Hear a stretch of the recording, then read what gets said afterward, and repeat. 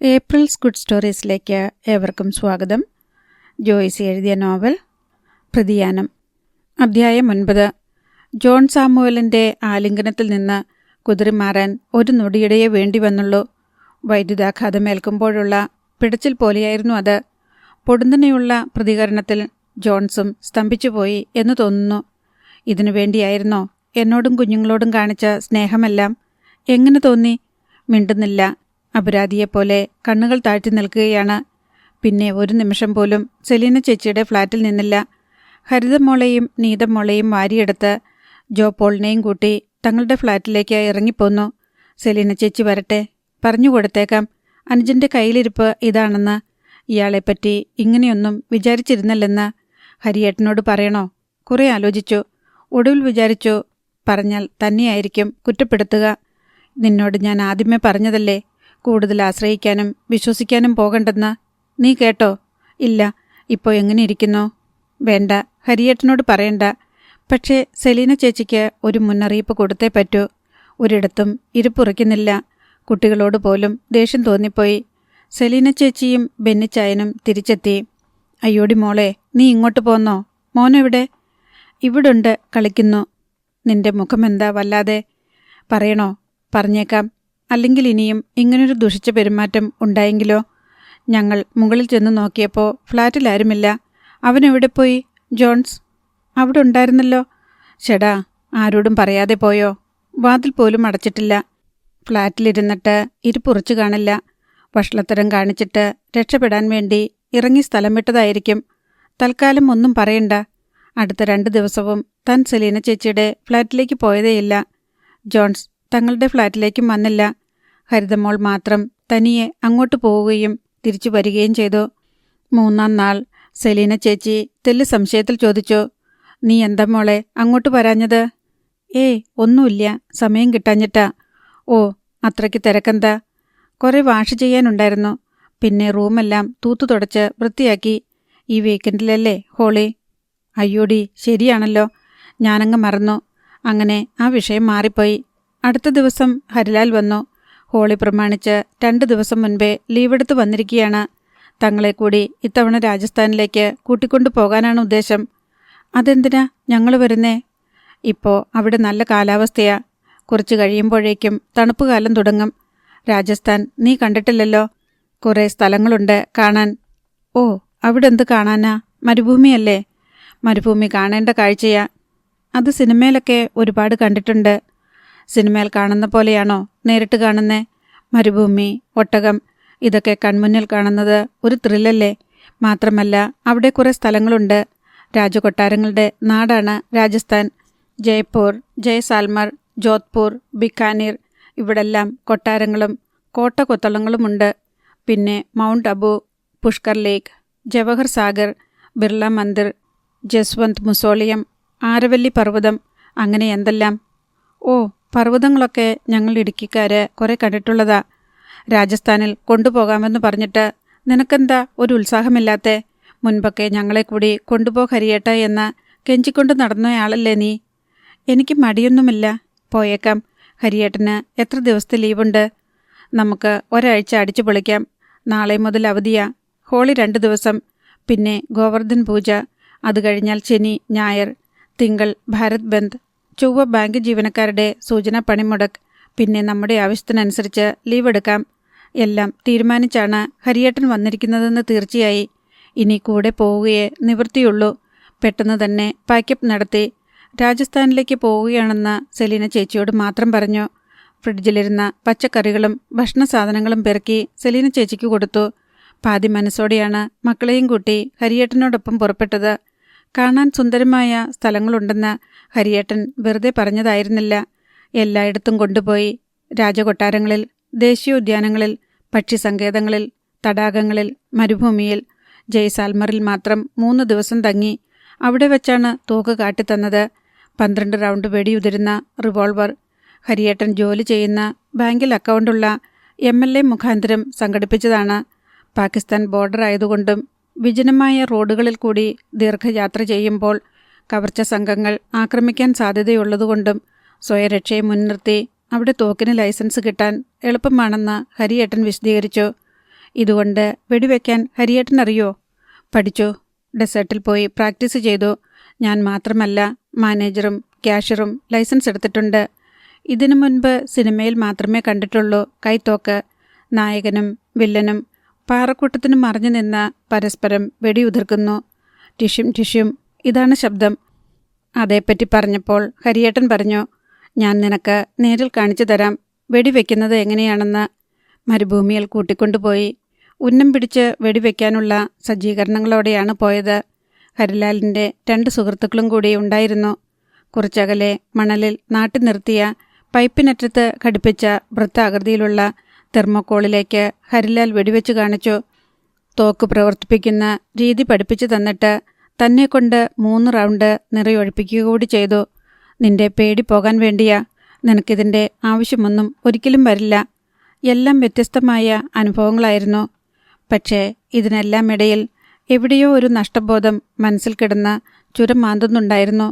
എല്ലായിടത്തും പോകുന്നുണ്ട്, എന്നിട്ടും എന്തോ ഒന്ന് കളഞ്ഞു പോയതുപോലെ, എവിടെയോ വെച്ച് വിലപിടിപ്പുള്ളതെന്തോ മറന്നതുപോലെ. ഇടയ്ക്ക് ഹരിലാൽ ചോദിച്ചു, നീ മക്കളെ 2 പേരെയും കൊണ്ടുപോകുന്നില്ലേ? ഒരാളെ അവിടെ ഫ്ലാറ്റിലിട്ടിട്ട് പോന്നതല്ലല്ലോ. അതെന്താ ഹരിയേട്ടാ അങ്ങനെ ചോദിച്ചേ? അല്ല, നിന്റെ തലപ്പത്തെ ആലോചനയും വല്ലായ്മയും കണ്ടു ചോദിച്ചതാ. തിരിച്ച് കാൺപൂരിലെ ഫ്ലാറ്റിലെത്തിയപ്പോൾ ആത്മാവ് തിരിച്ചു കിട്ടിയ പോലെ ഒരാശ്വാസമാണ് തോന്നിയത്.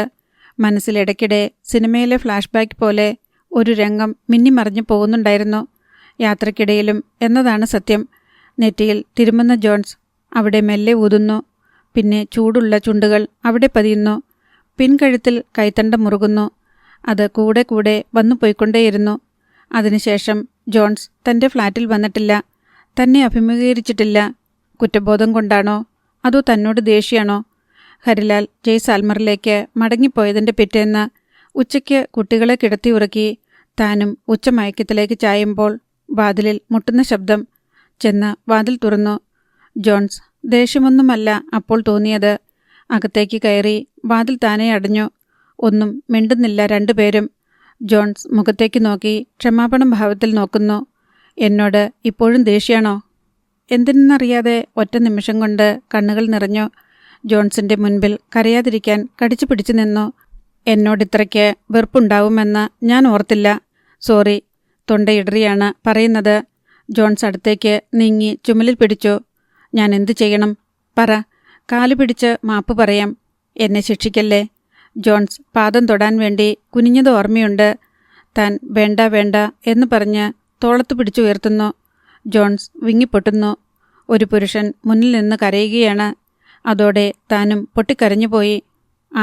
ആരെയാണ് ആശ്വസിപ്പിക്കുന്നതെന്നോ ആരാണ് ആദ്യം ആലിംഗനത്തിൽ അമർന്നതെന്നോ ഓർമ്മയില്ല. ചുഴലിക്കാറ്റിൻ്റെ കരുത്തുള്ള ഒരാശ്വസിപ്പിക്കലായിരുന്നു അത്. നിയന്ത്രണങ്ങൾ കടപുഴുകുന്നു. അതിർവരമ്പുകൾ ഇളകിമറിയുന്നു. വേലിക്കെട്ടുകൾ പിഴുതെറിയപ്പെടുന്നു. ഓർമ്മ വ്യക്തമാകുമ്പോൾ ഗാഢ ആലിംഗനത്തിൽ മുറുകി നിൽക്കുകയാണ്. ദേഹം ദേഹത്തോടും മുഖം മുഖത്തോടും അമർന്നിരിക്കുന്നു. കണ്ണീരുപ്പിൻ്റെ രുചിയാണ് അതിരത്തിൽ. വിടുതൽ നേടാൻ ആഗ്രഹമില്ല. ആ തോളത്ത് തലചായ്ച്ചു നിൽക്കുമ്പോൾ 10 ദിവസത്തോളം നീണ്ട വിരഹവേദനയ്ക്ക് ആശ്വാസം. ഇപ്പോഴാണ് തപ്പിച്ചു കിടന്ന ഹൃദയം തണുത്തത്. ജോൺസ് മുഖമടർത്തി കണ്ണിലേക്ക് നോക്കി. നെറ്റി തലോടി അവിടെ ഉമ്മ വെച്ചു. സോറി. ജോൺസ് വീണ്ടും ക്ഷമ പറഞ്ഞു. ഇനി ക്ഷമയൊന്നും പറയണ്ട. കഴിഞ്ഞ 10 ദിവസവും മനസ്സിൽ ഗ്ലാനി പടർത്തിയ നഷ്ടബോധത്തിൻ്റെ പൊരുൾ എന്തായിരുന്നുവെന്ന് ഇപ്പോൾ ബോധ്യപ്പെട്ടു. ഇതിനു വേണ്ടിയുള്ള അന്തർദാഹമായിരുന്നു അലട്ടിക്കൊണ്ടിരുന്നത്. പിണക്കവും വിരഹവും തീർത്ത വീർപ്പും മുട്ടിക്കുന്ന വിങ്ങലിനൊടുവിൽ ഇണങ്ങിച്ചേരൽ. ഇപ്പോൾ എന്തൊരാനന്ദം! അനേകായിരം നക്ഷത്രദീപങ്ങൾ അലങ്കൃതമായ ക്രിസ്മസ് രാത്രി പോലെ ഹൃദയാകാശം.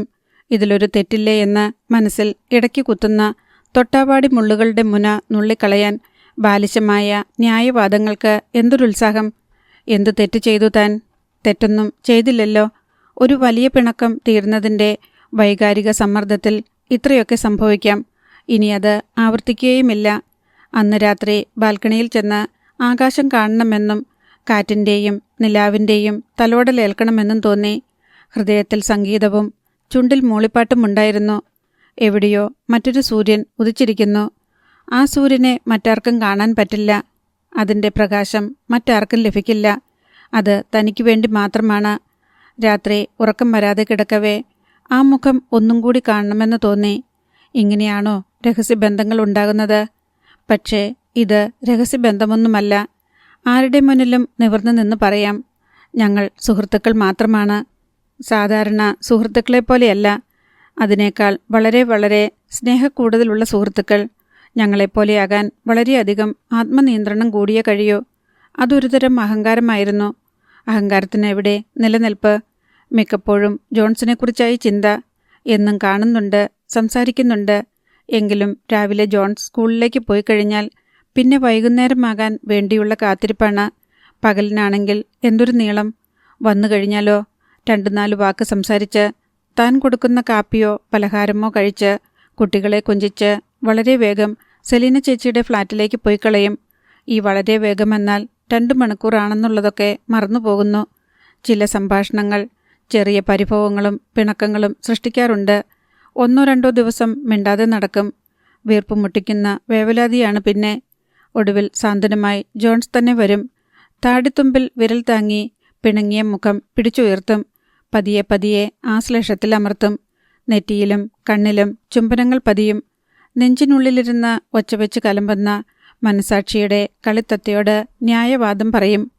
ഞാൻ എന്ത് തെറ്റു ചെയ്തു? ഒന്നും ചെയ്തില്ലല്ലോ. ഞങ്ങൾ അല്പം പരിഭവത്തിലായിരുന്നു. അത് കഴിഞ്ഞു. എന്തൊരാനന്ദം! ഇത് നിന്റെ ഭർത്താവിനോട് പറയാൻ കൊള്ളാമോ? നിനക്കതിന് ധൈര്യമുണ്ടോ? ഇത് വളരെ വ്യത്യസ്തമായ ഒരു ബന്ധമാണ്. പുറമേ നിന്ന് നോക്കുന്നവർക്ക് അംഗീകരിക്കാൻ പറ്റിയെന്നു വരില്ല. പക്ഷേ മനസാക്ഷിയുടെ മുൻപിൽ ഞങ്ങൾ തെറ്റുകാരല്ല. ഈ സംവാദം ഇങ്ങനെ തുടർന്നു പോകും. ഒടുവിൽ മനസാക്ഷി മൗനം പാലിക്കും. ഉത്തരേന്ത്യയിൽ ശൈത്യകാലം ആരംഭിച്ചതിനാൽ സെലീന ചേച്ചിയും ബെന്നിച്ചായനും രാവിലെ പള്ളിയിൽ പോകുന്നത് നിർത്തിയിരുന്നു. പക്ഷേ ജോൺസ് വന്ന് തന്നെ വിളിക്കും. കുട്ടികളെ സെലീന ചേച്ചിയുടെ അടുത്താക്കി താനും ജോൺസും കൂടി പള്ളിയിലേക്ക്. കടുത്ത തണുപ്പിൽ താൻ കൈപ്പത്തികൾ കൂട്ടിത്തിരുമ്മി ചൂടുപിടിപ്പിച്ച് നടക്കുമ്പോൾ ജോൺസ് കൈ നീട്ടും. ആ കൈ ഇങ്ങതാ, എൻ്റെ കൈക്ക് നല്ല ചൂടുണ്ട്. അത് ശരിയാണ്. ജോൺസ് തൻ്റെ കൈത്തലം 2 കൈത്തലം കൊണ്ട് പൊതിഞ്ഞു പിടിക്കും. അങ്ങനെ നടക്കുമ്പോൾ എന്തെന്നില്ലാത്തൊരു സുരക്ഷിത ബോധം കൊണ്ട് മനസ്സ് നിറയും. സ്വന്തം നാട്ടിലാണെങ്കിൽ ഇങ്ങനെയൊക്കെ നടക്കാൻ സാധിക്കുമോ എന്നൊരു ചോദ്യം അന്ന് ജോൺസ് ചോദിച്ചു. ഇല്ല എന്നറിയാവുന്നതുകൊണ്ട് മറുപടിയൊന്നും പറഞ്ഞില്ല. അന്യദേശങ്ങൾ നമുക്കൊരു സ്വാതന്ത്ര്യം കൂടുതൽ തരുന്നുണ്ടല്ലേ? അങ്ങനെ തോന്നിയിട്ടില്ലേ? ശരിയാ. നാട്ടിൽ നമ്മൾ കാണിക്കുന്ന അച്ചടക്കം സ്വാതന്ത്ര്യക്കുറവാണോ? അതോ അന്യനാട്ടിൽ കാണിക്കുന്ന തുറന്ന പെരുമാറ്റം സ്വാതന്ത്ര്യം കൂടുതലാണോ? അതറിയില്ല. എനിക്ക് ഈ സ്വാതന്ത്ര്യം കൂടുതലാ ഇഷ്ടം. അന്ന് പള്ളി കഴിഞ്ഞ് തിരികെ തൻ്റെ ഫ്ലാറ്റിലേക്കാണ് ആദ്യം കയറിയത്. എന്തൊരു തണുപ്പ് അല്ലേ എന്ന് പറഞ്ഞ് ജോൺസ് കൈ രണ്ടും 2 തോളിലും വെച്ചു. കണ്ണുകളിലേക്ക് ഉറ്റുനോക്കി. പിന്നെ അണച്ചു പിടിച്ച് തൻ്റെ ശിരസിനു മീതെ മുഖം ചായച്ചു. എന്തിനെന്നറിയാതെ കണ്ണു നിറയുന്നു. ആ നെഞ്ചിൽ തലതല്ലി കരയണമെന്ന് തോന്നുന്നു. ആ കരവലയത്തിനുള്ളിൽ എല്ലുകൾ നുറുങ്ങി ജീവൻ വെടിഞ്ഞ് ആത്മാവ് മാത്രമായി തീരാൻ വെമ്പൽ കൊള്ളുന്നു.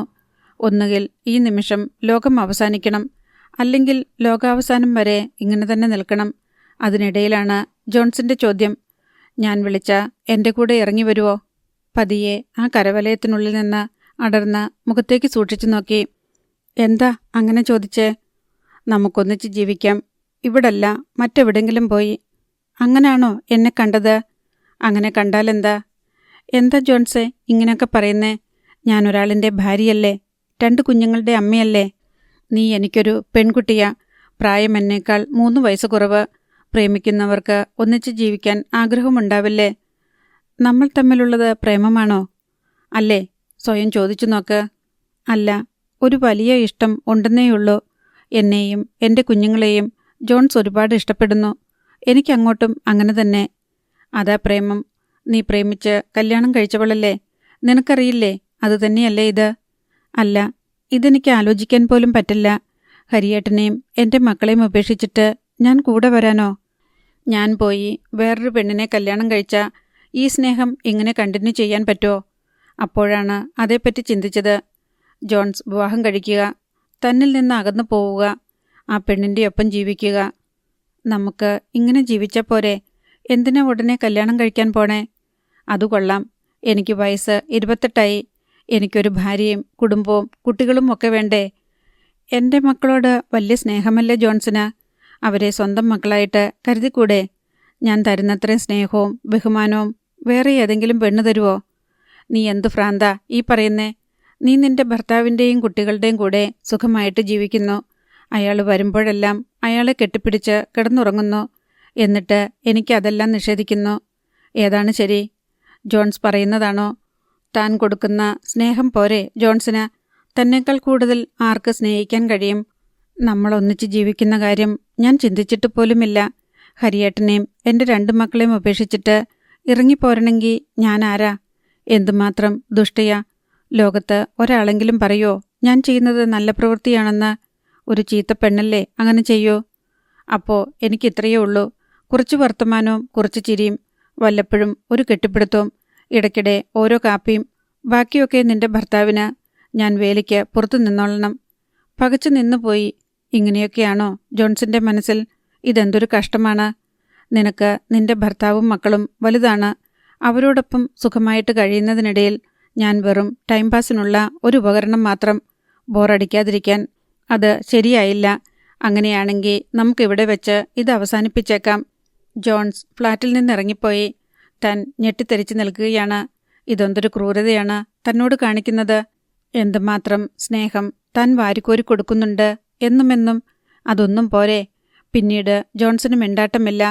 എന്നും രാവിലെ ഫ്ലാറ്റിൽ വന്നുകൊണ്ടിരുന്ന ആൾ എല്ലാ ദിവസവും മിണ്ടാതെ പോയിക്കളയും. പാസേജിൽ താൻ ഇറങ്ങി കാത്തുനിന്നാൽ മുഖമുയർത്തി ഒന്നും നോക്കുക പോലുമില്ല.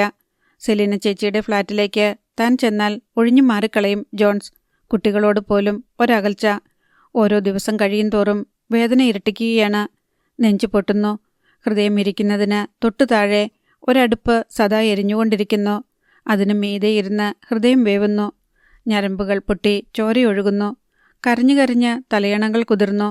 ഒന്ന് കാണാതെ മിണ്ടാതെ വയ്യ. ഒരു കുറിപ്പെഴുതി വെച്ചു. ഒന്ന് കാണണം, ഇല്ലെങ്കിൽ ഞാൻ മരിച്ചു പോകും. ജോൺസ് സ്കൂൾ വിട്ടു വരുമ്പോൾ കൊടുക്കാൻ ഹരിതമോളെ ഏൽപ്പിച്ചു. അവൾ പാസേജിൽ കാത്തുനിന്നു. കൊടുത്തിട്ട് തിരികെ വന്നു. പിറ്റേന്നായിരുന്നു കൂടിക്കാഴ്ച. കുട്ടികൾ 2 പേരും സെലീന ചേച്ചിയുടെ ഫ്ലാറ്റിൽ. ഇപ്പോൾ ജോൺസ് ഒന്ന് വന്നിരുന്നെങ്കിൽ എന്ന് വിചാരിച്ചു നിൽക്കെ വാതിലിൽ മുട്ടുന്ന ശബ്ദം. ചെന്ന് വാതിൽ തുറന്നപ്പോൾ ജോൺസ്. ഒറ്റ നോട്ടത്തിൽ തന്നെ മനസ്സിലായി താൻ മാത്രമല്ല ജോൺസും ഹൃദയവേദന അനുഭവിക്കുന്നുണ്ടായിരുന്നുവെന്ന്. ഷേവ് ചെയ്തിട്ടില്ല. മുടി അലങ്കോലപ്പെട്ടിരിക്കുന്നു. കണ്ണിൽ വേദനയുടെ ആർദ്രത. ഒന്നും മിണ്ടാതെ ജോൺസ് അകത്തേക്ക് കയറി വാതിലടച്ചു. ലിവിംഗ് റൂമിലെ സോഫയിൽ ചെന്നിരുന്നു. അടുത്ത നിമിഷം തല ചികഞ്ഞുകൊണ്ട് എഴുന്നേറ്റു. എന്തിനാ കാണണമെന്ന് പറഞ്ഞത്? പരുഷമായ ആ ചോദ്യം കേട്ടതും താൻ വാവിട്ട് കരഞ്ഞുപോയി.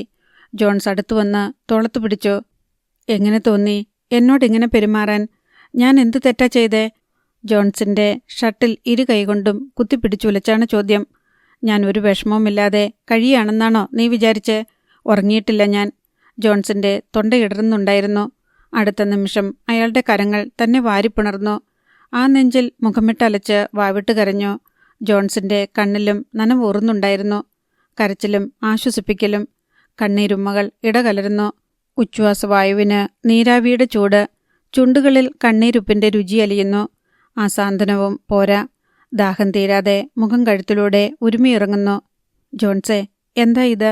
വേണ്ട, പ്ലീസ്. വേണ്ടേ? എന്നെ വേണ്ടേ? ഓടിത്തളർന്ന പോലെ കിതയ്ക്കുന്നുണ്ട്. വേണ്ട, ഗുസ്തി പിടിക്കണ്ട ജോൺസേ, സമ്മതിക്കില്ല ഞാൻ. എനിക്ക് വേണം, എനിക്ക് നിന്നെ വേണം. ഞാൻ അത്രയ്ക്ക് സ്നേഹിച്ചിട്ട്. ഒരു കാട്ടുനായയുടെ ശൗര്യത്തോടെ കടിച്ചുകുടയാൻ ശ്രമിക്കുകയാണ്. ഒടുവിൽ നിലത്തു കിടന്നായി മൽപ്പിടുത്തം. കുറെ പൊരുതി. ഒടുവിൽ ആ പോരാട്ടം ജയിക്കാൻ വേണ്ടിയല്ലാതായി. നെറ്റിയിൽ കൈപ്പടം അമർത്തി വിങ്ങി പൊട്ടിക്കരഞ്ഞത് ഓർമ്മയുണ്ട്. എൻ്റെ ദൈവമേ! ജോൺസിന്റെ കിതയ്ക്കുന്ന മുഖം ആ കരച്ചിലിനെയും അമർത്തി മൂടിക്കളഞ്ഞു. 25 തികയാത്ത ഒരു പെണ്ണിന് ജീവിതത്തിന്റെ ഗതിവിഗതികൾ തിരിച്ചറിയാനും പ്രലോഭനങ്ങളെ അതിജീവിക്കാനുമുള്ള ത്രാണിയുണ്ടാകുമോ? സാഹചര്യങ്ങളാണ് എല്ലാ സമ്മർദ്ദവും കൊണ്ടുവരുന്നത്. വളരെ നിർദോഷമായിട്ടാണ് സാഹചര്യങ്ങൾ രൂപപ്പെട്ടു വരുന്നത്. തുടക്കത്തിൽ അതിൻ്റെ ഗതി എങ്ങോട്ടെന്ന് ഊഹിക്കാൻ പോലും വയ്യ. തിരിഞ്ഞു നോട്ടത്തിൽ മാത്രമാണ് തുടക്കത്തിലെ പാളിച്ച മനസ്സിലാകുന്നത്. അപ്പോഴേക്കും തിരികെ ചെന്ന് തിരുത്താൻ കഴിയാത്തിടത്തോളം ദൂരം സഞ്ചരിച്ചു കഴിഞ്ഞിരിക്കും. വിമലകുമാരിയമ്മ തൻ്റെ മുൻപിലിരുന്ന് കണ്ണീരൊഴുക്കുന്ന സ്ത്രീ രൂപത്തെ നോക്കി മൂകയായി ഇരുന്നു. തൻ്റെ ചോദ്യങ്ങൾക്ക് മറുപടി കിട്ടിയിട്ടില്ല. അനിതയുടെ മൗനവും സ്ഥലകാലം മറന്നുള്ള ഇരിപ്പും കണ്ടപ്പോൾ വിശദമായി പറയാൻ വേണ്ടി മനസ്സിൽ വേണ്ടതെല്ലാം അടുക്കുകയാണെന്ന് വിചാരിച്ചു.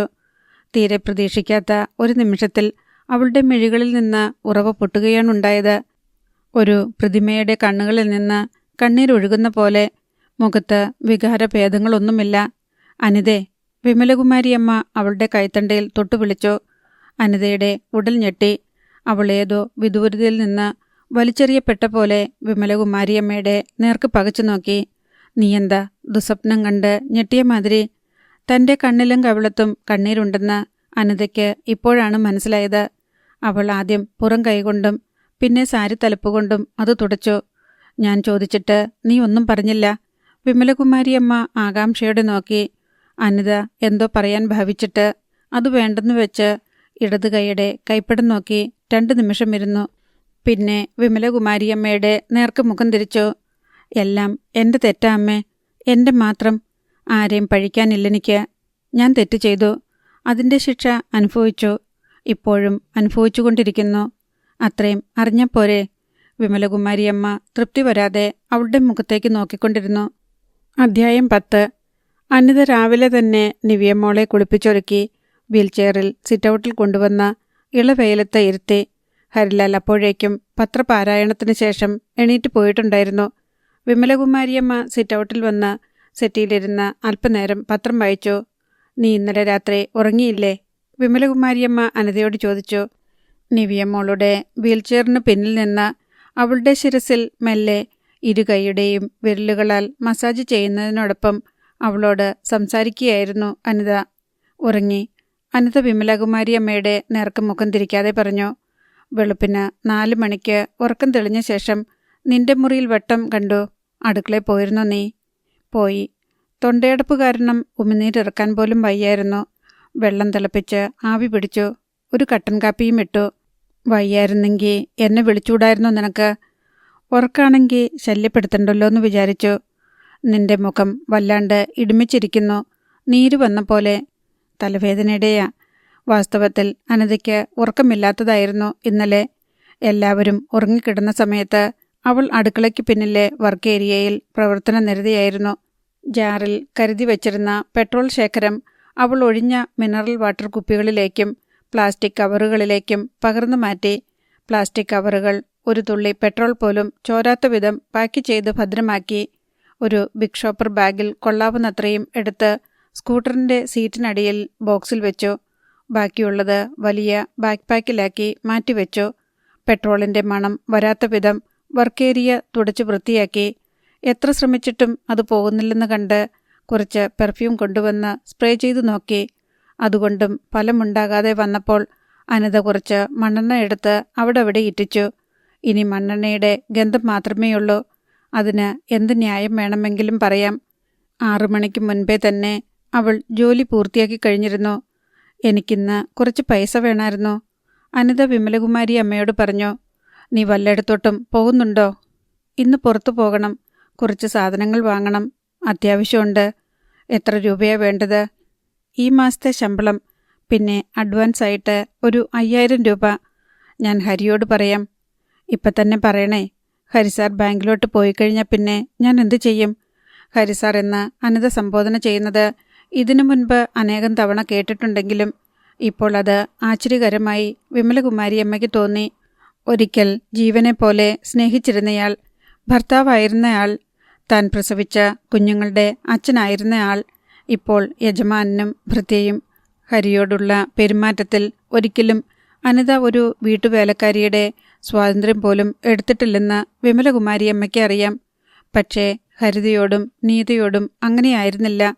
ആവശ്യം വേണ്ടിയിരുന്നിടത്തെല്ലാം അവൾ ഒരമ്മയുടെ അധികാരവും സ്നേഹവും സ്വാതന്ത്ര്യവും വാത്സല്യവും കാട്ടിയിരുന്നു. വിമലകുമാരിയമ്മ പത്രം അവിടെ വെച്ചിട്ട് എഴുന്നേറ്റ് ഹരിലാലിൻ്റെ മുറിയിലേക്ക് പോയി. അനിത നിവ്യമോളോട് സംസാരിച്ചു കൊണ്ടിരുന്നു. എനിക്ക് ഇന്നൊരു സ്ഥലം വരെ പോകണം. ഒരു വലിയ ജോലി തീർക്കാനുണ്ട്. ഇവിടെ ഇപ്പം മോളെ നോക്കാൻ മുത്തശ്ശിയുണ്ട്, ചേച്ചിമാരുണ്ട്, എല്ലാവരുമുണ്ട് ഇല്ലേ? അനിത അവളുടെ കവിളത്ത് കൈ ചേർത്തു. നിവ്യമോൾ തല മെല്ലെ തിരിച്ച് അനിതയെ നോക്കി. അവളുടെ കണ്ണിൽ നക്ഷത്രം പോലെ തിളങ്ങുന്ന ചോദ്യചിഹ്നത്തോട് അനിത വീണ്ടും പറഞ്ഞു. വിഷമിക്കണ്ട, ഞാനിങ്ങ് വരില്ലേ? വിമലകുമാരിയമ്മ തിരികെ വന്ന് പറഞ്ഞു. ഹരി കുളിക്കുക. ഞാൻ പറഞ്ഞിട്ടുണ്ട്. കുളിമുറിയിൽ നിന്ന് ഇറങ്ങി വരട്ടെ. അനിത തലയാട്ടി. 9:15 മണിക്ക് ഹരിലാൽ ബാങ്കിലേക്ക് പുറപ്പെടാൻ ഒരുങ്ങുന്നതിനിടയിൽ വിമലകുമാരിയമ്മ ചെന്നു. അനിതയുടെ പൈസ എത്ര വേണമെന്നാ പറഞ്ഞത്? ഈ മാസത്തെ ശമ്പളവും പിന്നെ 5000 രൂപ വേറെയും. വേറെയെന്ന് വെച്ചാ നീ അവൾക്ക് കൊടുക്കുമ്പം കണക്ക് നോക്കണ്ട. അതെന്നാ അമ്മ അങ്ങനെ പറയുന്നേ? എൻ്റെ ആരെങ്കിലുമാണോ അവൾ? ഇവിടുത്തെ ഹോം നേഴ്സല്ലേ? അത് നിനക്ക്. വേറെ ചിലർക്ക് അനിത വെറുമൊരു ഹോം നേഴ്സല്ല. ഞാൻ എങ്ങനെ കാണുന്നോ അതുപോലെ കണ്ടാൽ മതി എല്ലാവരും. നീ ഇനി ആരോടാ യുദ്ധം ചെയ്യുന്നേ? നിന്റെ മുൻപിലിപ്പം ആ ശത്രു ഇല്ല. അവൾ എന്നെ തോറ്റ് ഓടിപ്പോയി കളഞ്ഞു. നീ ഇപ്പോഴും വാളും പരിചയമായിട്ട് നിൽക്കുക. അവളിനി നിന്നോട് യുദ്ധം ചെയ്യാൻ വരില്ല. ഹരിലാൽ ഒന്നും മിണ്ടാതെ പണം എടുത്ത് എണ്ണിക്കൊടുത്തു. നീതമോളുടെ കാര്യത്തിൽ എന്തെങ്കിലും ആലോചിച്ചോ? അവളെ കൊണ്ടുചെല്ലാൻ പറഞ്ഞിരിക്കുന്ന ദിവസം ഇന്ന്. ഹരിലാൽ അമ്മയുടെ നേർക്ക് തുറച്ചു നോക്കി. നീ അതെല്ലാം മറന്നുപോയോ? മറന്നതല്ല, അവളെ എങ്ങോട്ടും കൊണ്ടുപോകുന്നില്ല. അവർ വെറുതെ ഇരിക്കുമെന്നാണോ നിന്റെ വിചാരം? അവരെന്തെങ്കിലും ചെയ്യുന്നെങ്കിൽ ചെയ്യട്ടെ, വരുന്ന പോലെ അനുഭവിക്കുക. അല്ലാതെ എന്തു ചെയ്യാനാ? ഹരിലാലിന് ദേഷ്യം കയറി. അനിത എന്തൊക്കെയോ തീരുമാനിച്ച് ഉറപ്പിച്ചിട്ടുണ്ടെന്ന് തോന്നുന്നു അവളുടെ ലക്ഷണം കണ്ടിട്ട്. അവൾ എന്തു ചെയ്യാൻ? ഒന്നും ചെയ്യാനില്ല. ചെയ്യാൻ പോയവൾ തിരിച്ചു വന്നത് എങ്ങനെയാണെന്ന് അമ്മ കണ്ടതല്ലേ? ഞാൻ നിന്നോട് പറഞ്ഞെന്നേയുള്ളൂ. നിനക്ക് അവളുടെ അത്ര പോലും പറ്റില്ലെന്ന് എനിക്കറിയാം. ഞാൻ എന്തു ചെയ്യണമെന്നാ അമ്മ പറയുന്നേ? എന്നെക്കൊണ്ട് ചെയ്യാവുന്നതെല്ലാം ചെയ്തില്ലേ? നിന്റെ മോളെ കൊണ്ടുചെന്ന് കൊടുക്കണമെന്ന് പറഞ്ഞവന്മാര് ജീവനോടെ ഇരിപ്പുണ്ടല്ലോ അല്ലേ? വിമലകുമാരിയമ്മ മകൻ്റെ മുഖത്തേക്ക് തന്നെ നോക്കിക്കൊണ്ടിരുന്നു. ഹരിലാൽ തിരിച്ചും. അമ്മ ഉദ്ദേശിച്ചത് എനിക്ക് മനസ്സിലായി. ഞാനവരെ കൊല്ലണമായിരുന്നെന്ന് അല്ലേ? അമ്മേ, ഞാനൊരു കവലച്ചട്ടമ്പിയല്ല, കൊട്ടേഷൻകാരുടെ തലയാളല്ല, അതോ ലോക കൊലയാളിയുമല്ല. അമ്മ സിനിമയിലൊക്കെ കണ്ടിട്ടുണ്ടായിരിക്കും. ഓരോ നായകന്മാർ അമ്മയെയും പെങ്ങളെയും മകളെയും അപമാനിച്ചവരെ തേടിപ്പിടിച്ച് കൊന്ന് പ്രതികാരം ചെയ്യുന്ന രംഗങ്ങൾ. സിനിമയിൽ നടക്കുന്ന കാര്യങ്ങൾ പലതും ജീവിതത്തിലോട്ട് പകർത്തുവാൻ പറ്റില്ല. അല്ലെങ്കിൽ ഞാനൊരു ചമ്പൽ കൊള്ളക്കാരിയുടെയും കൊള്ളക്കാരൻ്റെയും മകനായിട്ട് ജനിക്കണമായിരുന്നു. അമ്മ എന്നെ വളർത്തിയത് കൊല്ലുന്ന പ്രതികാരദാഹികളുടെയും അധോലോക ഗുണ്ടകളുടെയും വീരകഥ പറഞ്ഞല്ല, ക്ഷമയും സ്നേഹവും കരുണയും കൊണ്ട് പുണ്യാത്മാക്കളായിട്ട് മാറിയവരുടെ കഥ പറഞ്ഞു തന്നിട്ടാ. വിമലകുമാരി അമ്മയ്ക്ക് ഇനിയൊന്നും പറയാനില്ല. ബ്രേക്ക്ഫാസ്റ്റ് കഴിക്കാൻ വേണ്ടി ഹരിലാൽ ഡൈനിങ് റൂമിലേക്ക് പോയി. സുശീല എല്ലാം എടുത്ത് ടേബിളിൽ വച്ചിട്ടുണ്ടായിരുന്നു.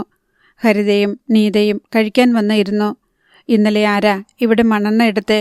അടുക്കളയിലും വർക്ക് ഏരിയയിലും മണ്ണെണ്ണയുടെ നാറ്റം. സുശീല ആരോടെന്നില്ലാതെ പറഞ്ഞു. ഹരിലാൽ അത് കേട്ടുപോലുമില്ല. അയാൾ വേറെന്തോ ചിന്തയിലായിരുന്നു. ചോദ്യം തങ്ങളോടല്ലെന്ന മട്ടിൽ ഹരിതയും നീതയും ഇരുന്ന് ഭക്ഷണം കഴിച്ചു.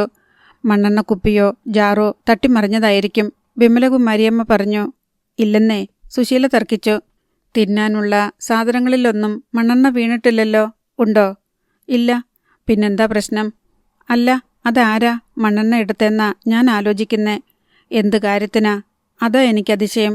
സുശീല ആരോടെന്നില്ലാതെ പിറുപിറുത്തുകൊണ്ട് അടുക്കളയിലേക്ക് പോയി. 10:30 മണിക്ക് ഹരിതയുടെ ഫോണിലേക്ക് ഒരു കോൾ വന്നു. അനിതയാണ് ഹരിതയുടെ നമ്പർ കൈകാര്യം ചെയ്യുന്നത്. കോൾ രവിശങ്കറിൻ്റേതാണെന്ന് അനിതയ്ക്ക് മനസ്സിലായി. ശരത്ചന്ദ്രനും അയാളുടെ വീട്ടുകാരുമായി സംസാരിക്കാൻ ഹരിതയ്ക്ക് വേറെ ഫോൺ നമ്പറുണ്ട്. അനിത കോൾ അറ്റൻഡ് ചെയ്തു. ഇല്ലെങ്കിൽ രവിശങ്കർ ഇങ്ങോട്ട് പുറപ്പെട്ടെങ്കിലോ എന്നാണ് ശങ്ക. ഹലോ, എന്താണ് വേണ്ടത്? ഫോൺ എടുത്ത ഉടനെ അനിത ചോദിച്ചു. നിങ്ങളോടല്ല എനിക്ക് സംസാരിക്കേണ്ടത്, ഹരിതയോടാ. അവളുടെ കയ്യിലോട്ട് ഫോൺ കൊടുക്ക്. എന്താ കാര്യമെന്ന് പറഞ്ഞിട്ടേ കൊടുക്കുന്നുള്ളൂ. നീ ആരാ ഞങ്ങൾ തമ്മിലുള്ള ബന്ധത്തിനിടയ്ക്ക് തലയിടാൻ? ഞാൻ അവളുടെ ലോക്കൽ ഗാർഡിയൻ. ഓഹോ, അപ്പോൾ ഹരിലാലോ? ആ തെണ്ടി ലോക്കൽ ഗാർഡിയൻ്റെ കസേര നിനക്ക് വിട്ടുതന്നോ? അത് നിങ്ങളറിയേണ്ട കാര്യമില്ല. പകരം നിന്റെ കിടക്ക രാത്രിയിൽ അയാൾക്ക് വിരിച്ചു കൊടുക്കണമായിരിക്കും. അതാണോ ഡീൽ? അതും ചെയ്തിട്ടുണ്ട്. എന്താ? ചെയ്യും, എനിക്കറിയാം. ഭാര്യയില്ലാതെ ജീവിക്കുന്നവനല്ലേ. വെറുതെയല്ല ചോരയും നീരുമുള്ള പെണ്ണുങ്ങളെ വേലക്കാരിയായിട്ടും ഹോം നേഴ്സായിട്ടുമൊക്കെ വെച്ചിരിക്കുന്നേ. വേഷം എത്ര വിലപിടിച്ചതിട്ടാലും ചെറ്റ എപ്പോഴും ചെറ്റ തന്നെയായിരിക്കുമെന്ന് പണ്ടേ അറിയാം. ഇപ്പം അത് ഒന്നുകൂടെ ഉറപ്പായി. ഫോൺ അവൾക്ക് കൊടുക്കടി. ഇപ്പോൾ കൊടുക്കാൻ പറ്റില്ല. ഫോൺ കൊടുത്തില്ലെങ്കിൽ ഞാൻ അങ്ങോട്ട് വരും. ഞാൻ ഇനി വന്നാൽ അവളെയും കൊണ്ടേ പോരൂ. ഇങ്ങോട്ട് വന്നാൽ ഇവിടെ ഒരു പട്ടിക്കുഞ്ഞു പോലും ഉണ്ടാവില്ല.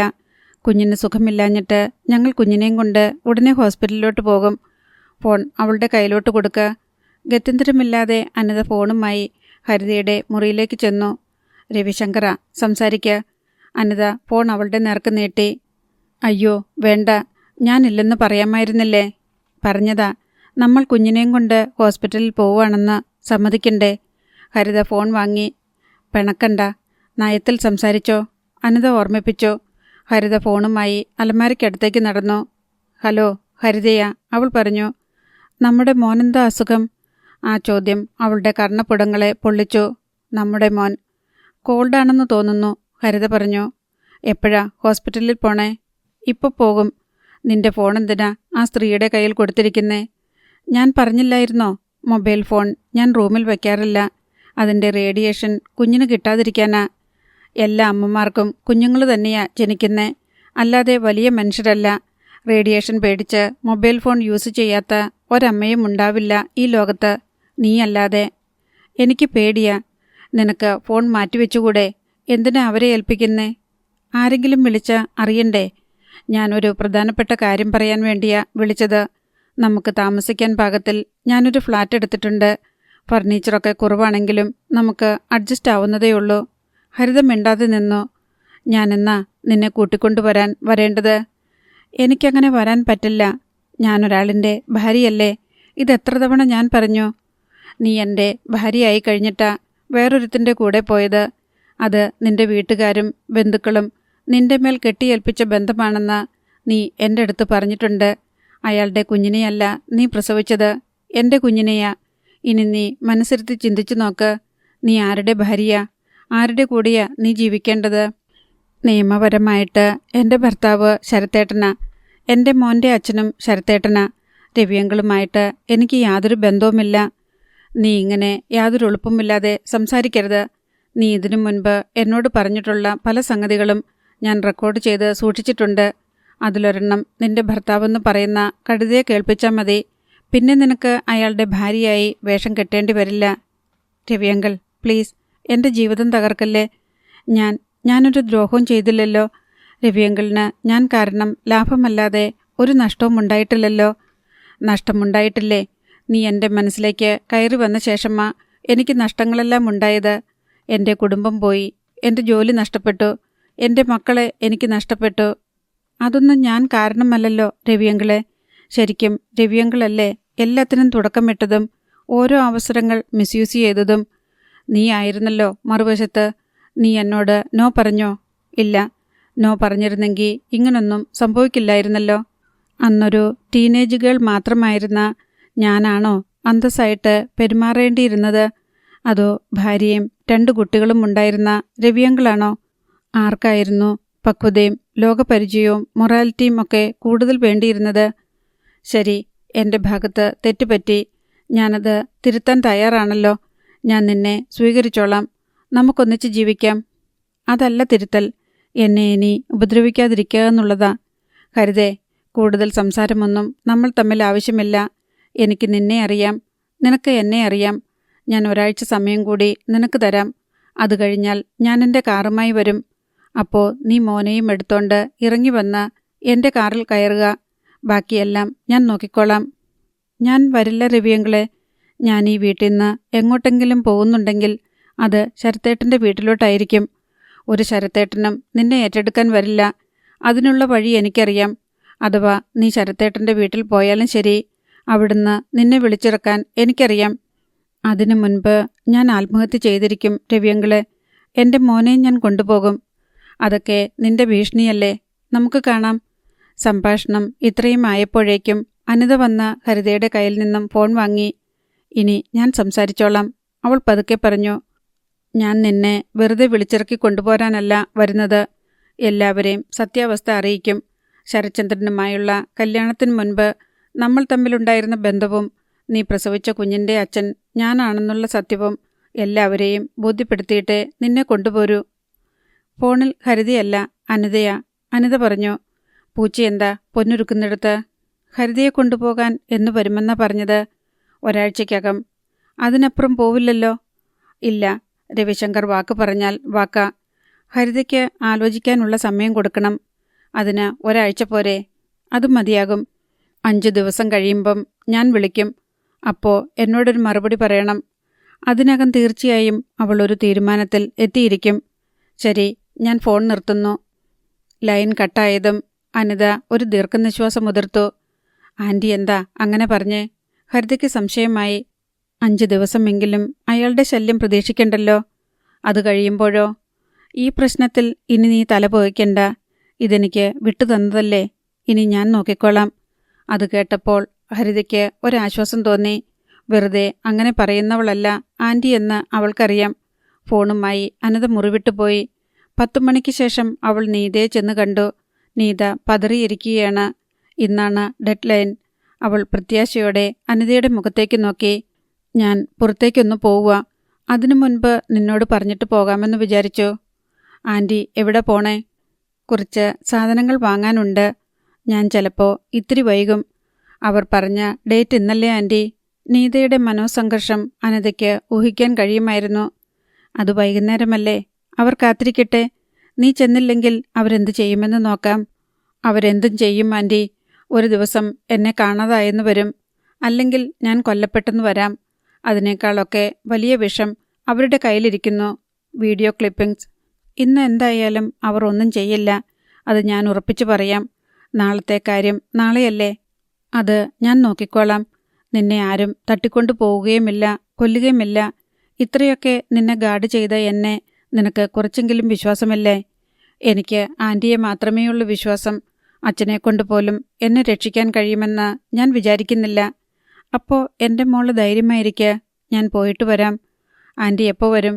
വൈകും, രാത്രിയാകും. തിരിച്ചു വന്നില്ലെങ്കിൽ ഞാൻ മരിച്ചുവെന്ന് ഉറപ്പിച്ചോ? ആൻറ്റി എന്താ ഇങ്ങനെ പറയുന്നേ? ഒന്നുമില്ല, അത്രയും ഉറപ്പിച്ചോളാനാ പറഞ്ഞത്. നിന്നെ രക്ഷിക്കാൻ പറ്റിയില്ലെങ്കിൽ പിന്നെ ഞാനെന്തിനാ ജീവിച്ചിരിക്കുന്നേ? നീതയ്ക്ക് അതിൻ്റെ അന്തരാർത്ഥം മനസ്സിലായില്ല. ആൻറ്റി നേരായിട്ടും എവിടേക്കാ പോണേ? എന്നോട് സത്യം പറ. എല്ലാം ഞാൻ പറയാം തിരിച്ചു വന്നിട്ട്. അനിത അവളെ ആശ്ലേഷിച്ച് നെറുകയിൽ മുകർന്നു. ഒന്നും പേടിക്കണ്ടാട്ടോ. തിരിച്ചു വന്ന് നിന്നെ കണ്ടിട്ടേ ഞാൻ ഉറങ്ങാൻ കിടക്കുന്നുള്ളൂ. നീത ആ വാത്സല്യ പ്രകടനത്തിൽ മുഴുകി അനിതയോട് ഒന്നുകൂടി ചേർന്ന് നിന്നു. പോയിട്ട് വരട്ടെ. അനിത അവളുടെ നെറ്റിയിൽ ഒരു ഉമ്മ കൂടി നൽകിയിട്ട് മുറിയിൽ നിന്നിറങ്ങി. ഒരു ട്രാവൽ ബാഗ് മാത്രമേ അവൾക്ക് എടുക്കാനുണ്ടായിരുന്നുള്ളൂ. അത് നേരത്തെ തന്നെ സ്കൂട്ടറിൻ്റെ അരികെ കൊണ്ടുവച്ചിരുന്നു. വിമലകുമാരി അമ്മയെയും ഹരിതയെയും നിവ്യമോളുടെ പരിചരണം ഏൽപ്പിച്ചു കൊടുത്തിട്ട് അനിത പോകാനിറങ്ങി. വിമലകുമാരിയമ്മ സിറ്റൗട്ട് വരെ അവളെ അനുഗമിച്ചു. കാർപോർച്ചിന് സമീപം ഇരുന്ന സ്കൂട്ടറിലേക്ക് ബാഗ് എടുത്തു വയ്ക്കുന്നത് കണ്ട് വിമലകുമാരിയമ്മ തിരക്കി. ആ ബാഗിലെന്താ? എൻ്റെ ഡ്രസ്സാ. ഡ്രൈ ക്ലീനിങ്ങിന് കൊടുക്കണം. അനിത സ്കൂട്ടറിൽ കയറിയിരുന്ന് സ്റ്റാർട്ട് ചെയ്തു. അത്രയും ഡ്രസ് നിനക്കുണ്ടോ? ആ ബാഗ് വീർത്തിരിക്കുന്നല്ലോ. കുറേയുണ്ട്, അനിത എങ്ങും തൊടാതെ പറഞ്ഞു. എന്നിട്ട് ഗേറ്റിന് നേർക്ക് സ്കൂട്ടർ ഓടിച്ചുപോയി. വിമലകുമാരിയമ്മ സംശയത്തോടെ അല്പനേരം നിന്നു. ഗേറ്റിനപ്പുറം അനിതയുടെ സാരിത്തലപ്പ് കാറ്റത്ത് പാറുന്നത് ഒരു നിമിഷം കണ്ടു. പിന്നെ അവൾ റോഡിലെ വാഹനസഞ്ചയത്തിൽ അപ്രത്യക്ഷമായി. വിമലകുമാരിയമ്മ ചെന്ന് ഗേറ്റ് അടച്ചു. തിരികെ വന്ന് നീതയെ വിളിച്ചു. നീത ബാൽക്കണിയിലേക്ക് വന്ന് റെയിലിങ്ങിൽ കൈകളൂന്നി താഴേക്ക് നോക്കി. അനിത എങ്ങോട്ടാ പോയത്? എങ്ങോട്ടാണെന്ന് പറഞ്ഞില്ല. എന്തൊക്കെയോ വാങ്ങാനുണ്ടെന്ന് പറഞ്ഞു. ഷോപ്പിങ്ങിനായിരിക്കും. ഒരു വലിയ ബാഗ് കുത്തിനിറച്ച് കൊണ്ടുപോയിട്ടുണ്ട്. എന്താ അത്? ഞാൻ കണ്ടില്ല. സ്കൂട്ടറിലാണോ പോയത്? നിന്നോട് ചോദിച്ചിട്ടല്ലേ സ്കൂട്ടി എടുത്തത്? ചോദിച്ചായിരിക്കും, ഞാൻ ഓർക്കുന്നില്ല. അവളെപ്പോ തിരിച്ചു വരുമെന്നാ നിന്റെ അടുത്ത് പറഞ്ഞത്? വൈകുന്നേരം. അച്ചമ്മ ചോദിച്ചില്ലായിരുന്നോ? എന്നോടും അങ്ങനെ പറഞ്ഞത്. പക്ഷേ എനിക്കെന്തോ ഒരു സംശയം. ആൻറ്റി പോയിട്ട് വരട്ടെ അച്ചമ്മേ. വരുമെന്ന് പറഞ്ഞാൽ വരാതിരിക്കില്ല. അച്ചമ്മയോട് ആൻറ്റി ഒന്നും പറഞ്ഞില്ലായിരുന്നോ? ഇതൊക്കെ തന്നെയാ എന്നോടും പറഞ്ഞത്. വിമലകുമാരിയമ്മ മെല്ലെ പിന്തിരിഞ്ഞു. അവർ നിവ്യമോളുടെ മുറിയിലേക്ക് പോയി. നീത കുറച്ചു നേരം കൂടി ചിന്താധീനയായി അവിടെ തന്നെ നിന്നു. ബ്യൂട്ടി പാർലറിൽ നിന്ന് ഇറങ്ങും മുൻപ് അനിത നിലക്കണ്ണാടിയിൽ തൻ്റെ പ്രതിരൂപം നോക്കി. കൊള്ളാം. TV പരസ്യത്തിൽ കേട്ടിട്ടുള്ളതുപോലെ ഇപ്പോൾ ചർമ്മം കണ്ടാൽ പ്രായം തോന്നിക്കുകയില്ല. മുടി ചുരുളാക്കിയെടുക്കാൻ കുറേ സമയമെടുത്തു. അനിത സാരി മാറ്റി ചുരിദാർ ധരിക്കുന്നത് കണ്ട് റിസപ്ഷനിലിരുന്ന സ്ത്രീ ചോദിച്ചു, മാഡം എന്താ ഡ്രസ് ചേഞ്ച് ചെയ്തത്? എല്ലാം കഴിഞ്ഞപ്പോൾ ചെറുപ്പമായതുപോലൊരു തോന്നൽ. ചുരിദാറിട്ട കുറച്ചുകൂടെ ചെറുപ്പം തോന്നിക്കുമല്ലോ. ഓഫ് കോഴ്സ് ഇപ്പം മാഡത്തിന് ഒരു 32 കൂടുതൽ തോന്നിക്കില്ല. Thank you. അനിത സന്തോഷം അഭിനയിച്ചു.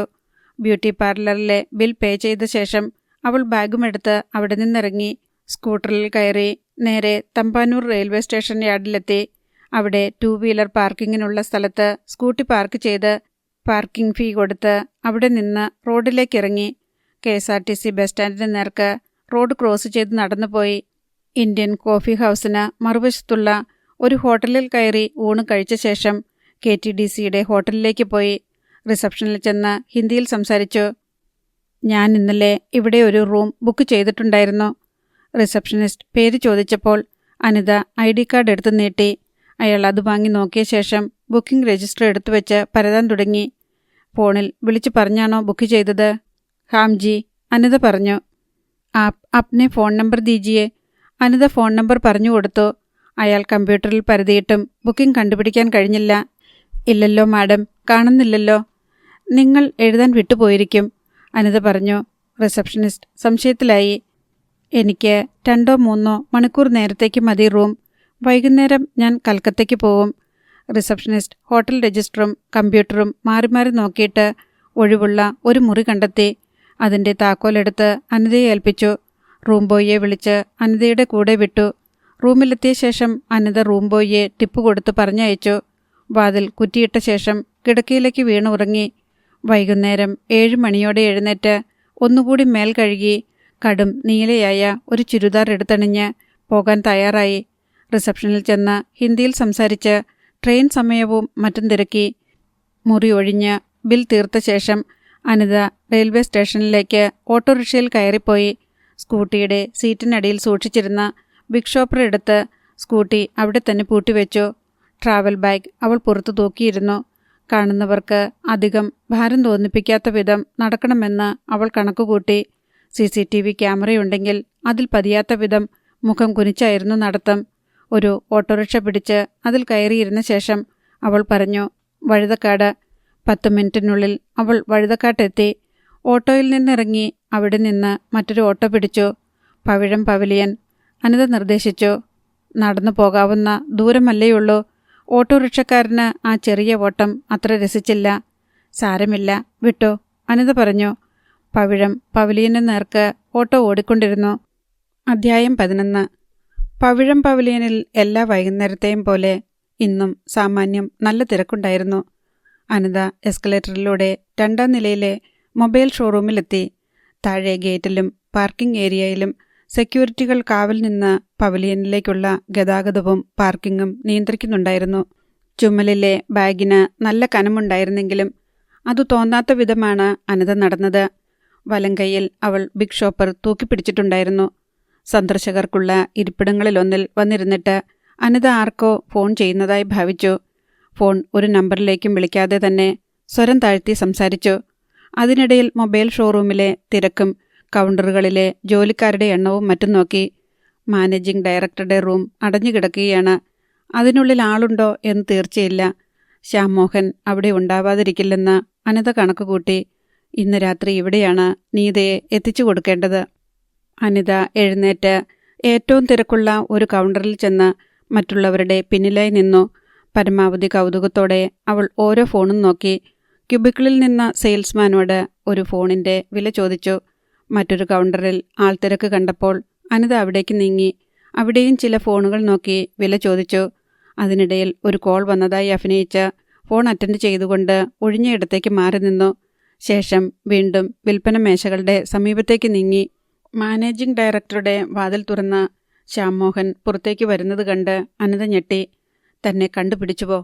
ഒറ്റനോട്ടത്തിൽ ആർക്കും തിരിച്ചറിയാൻ പറ്റാത്ത വിധമാണ് മേക്കപ്പ് ചെയ്തിരിക്കുന്നത്.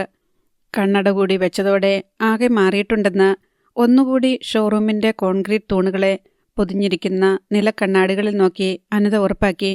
ഒരു കൗണ്ടറിനരികെ 4-5 പേർ മൊബൈൽ ഫോണുകൾ കയ്യിലെടുത്ത് പിടിച്ച് ഭംഗി നോക്കിയും സംസാരിച്ച് നിൽപ്പുണ്ട്.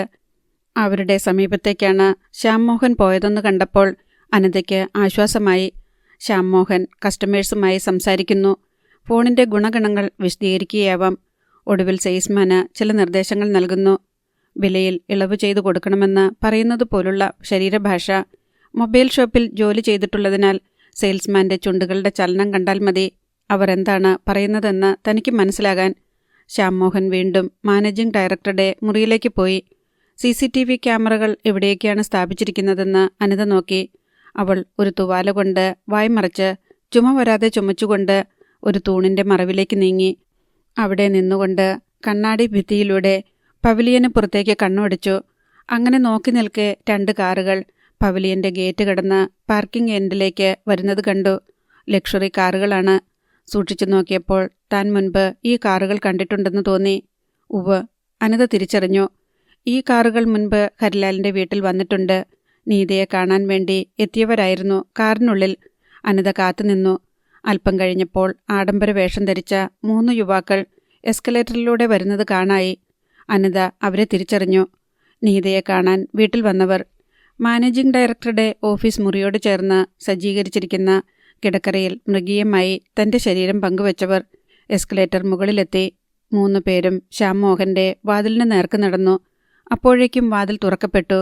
വാതിൽക്കൽ ശ്യാംമോഹൻ. അയാൾ തൻ്റെ മുറിയിലിരുന്ന് CCTV മോണിറ്ററിലൂടെ സുഹൃത്തുക്കളുടെ ആഗമനം കണ്ടിട്ടുണ്ടാവണം. ശ്യാംമോഹൻ തൻ്റെ സ്നേഹിതരെ കൈകൊടുത്ത് അകത്തേക്ക് ആനയിക്കുന്നു. വാതിലടയുന്നു. അനിത തോളിന് മീതെ കൂടി ഷോറൂമിനുള്ളിലേക്ക് നോക്കി. തിരക്ക് കുറഞ്ഞു വരികയാണ്. അവൾ തൻ്റെ ലഗേജുമായി ടോയ്ലറ്റുകളുടെ ഭാഗത്തേക്ക് നീങ്ങി. ഷോറൂമിൻ്റെ പിൻഭാഗത്തായിരുന്നു ടോയ്ലറ്റുകൾ. സ്ത്രീകൾക്കും പുരുഷന്മാർക്കും വേറെ വേറെ ടോയ്ലറ്റുകളാണ്. അനിത സ്ത്രീകളുടെ ടോയ്ലറ്റുകളിലേക്ക് കയറി. അവിടെ 2 വാതിലുകളാണുള്ളതെന്ന് അവൾ മുൻപേ തന്നെ കണ്ടുവച്ചിട്ടുണ്ടായിരുന്നു. അതിലൊരു വാതിൽ തുറന്ന് അനിത അകത്തേക്ക് കയറി. വാതിലകത്തുനിന്ന് ബന്ധിച്ചു. ടോയ്ലറ്റിലെ യൂറോപ്യൻ ക്ലോസറ്റ് അവൾ സീറ്റ് കവറിട്ട് മൂടി. അതിനു മീതെ തോൾ ബാഗ് ഇറക്കി വെച്ചു. ബിഗ് ഷോപ്പർ അധികം നനവ് തട്ടാത്ത ഒരു മൂലയിലേക്ക് നീക്കി. ഒരു വാഷ് ബേസിനും മുഖക്കണ്ണാടിയുമുണ്ട്. അനിത മുഖക്കണ്ണാടി നോക്കി.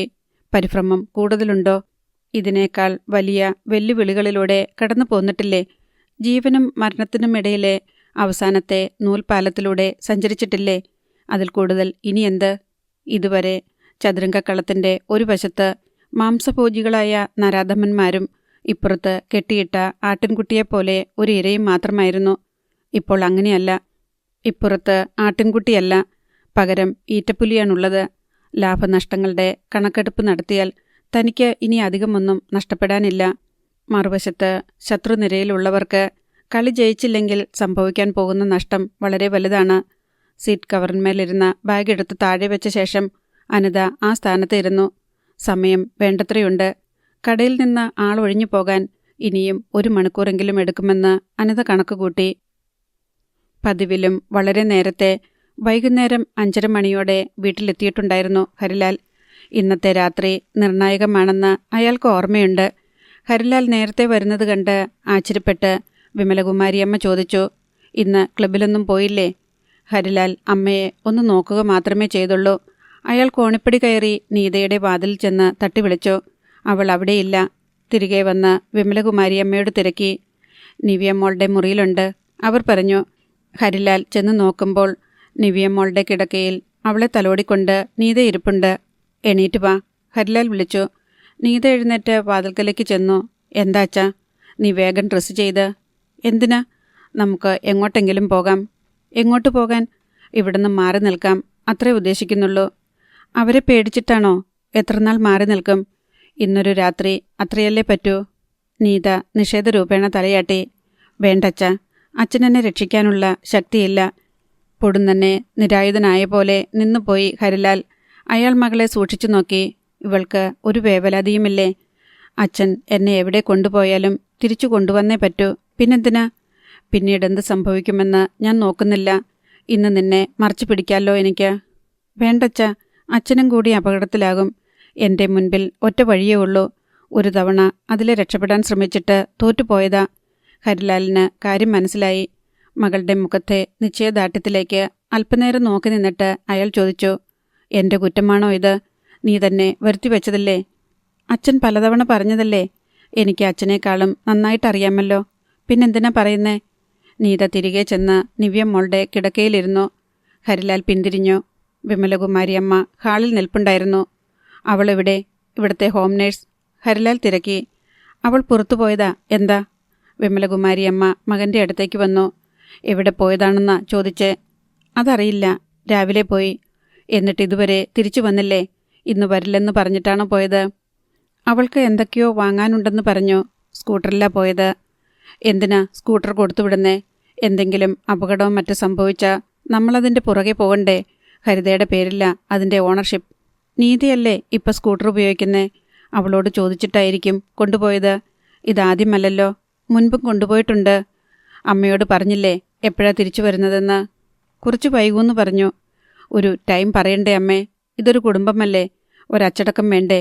നമ്മൾ ജോലിക്ക് നിർത്തിയിരിക്കുന്ന ഹോം നേഴ്സിൻ്റെ ഇഷ്ടത്തിനനുസരിച്ചാണോ ഇവിടുത്തെ കാര്യങ്ങൾ? അവൾ ചെയ്യേണ്ട ജോലിയല്ലേ ഇപ്പോൾ നീത ചെയ്യുന്നേ? അനിതയ്ക്ക് പുറത്തു പോകേണ്ടി വന്ന ആരെങ്കിലും അത് ചെയ്തല്ലേ പറ്റൂ. ഫോണിൽ വിളിച്ചു നോക്ക് എവിടെയാണെന്ന്. രാവിലെ സ്കൂട്ടിയും കൊടുത്ത് വിട്ടതാണത്രേ. ഹരിലാൽ അസ്വസ്ഥനായി അയാളുടെ മുറിയിലേക്ക് പോയി. രാത്രി 8 മണി കഴിഞ്ഞിട്ടും അനിതയെ കാണാത്തപ്പോൾ വിമലകുമാരി അമ്മയ്ക്കും ആശങ്കയായി. നീത നിവ്യമോളുടെ മുറിയിൽ തന്നെ ഇരുന്നു. വിമലകുമാരിയമ്മ അവളുടെ അരികെ ചെന്നു. അനിത ഇതുവരെ എത്തിയില്ലല്ലോ. നിന്റെ സ്കൂട്ടറും കൊണ്ടുപോയതല്ലേ? ആൻറ്റി വന്നോളും അച്ചമ്മേ. നിനക്കറിയോ എവിടാണെന്ന്? എന്നോടൊന്നും പറഞ്ഞിട്ടില്ല. നിനക്ക് അറിയാമോന്നാ ചോദിച്ചേ? സത്യം പറഞ്ഞാ എനിക്കറിയില്ല അച്ചമ്മേ. ഹരിലാൽ കൈകൾ പിന്നിൽ കെട്ടി സിറ്റൗട്ടിൽ കൂടി നടക്കുന്നുണ്ടായിരുന്നു. വിമലകുമാരിയമ്മയെ കണ്ടതും അയാൾ നീരസത്തിൽ ചോദിച്ചു, ഇതുവരെ വന്നില്ലല്ലോ അവൾ?